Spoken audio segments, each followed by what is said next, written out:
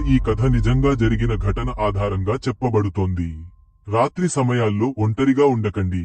ఎవరైనా పిలిచినా వెంటనే స్పందించకండి.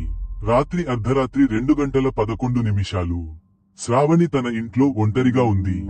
అమ్మ నాన్న ఊరికి వెళ్లారు. హాల్లో ఫ్యాన్ తిరుగుతోంది. అప్పుడే కిచెన్ నుంచి పాత్రలు కదిలిన శబ్దం. ఎవరు అని అడిగింది. సైలెన్స్. ఫోన్ తీసి టార్చ్ ఆన్ చేసింది. కిచెన్ ఖాళీ.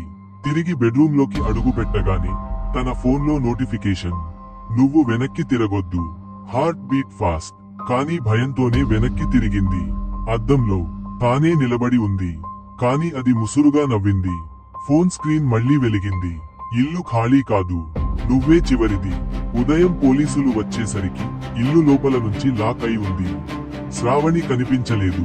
అద్దం ముందు మాత్రం ఆమె ఫోన్ పడి ఉంది.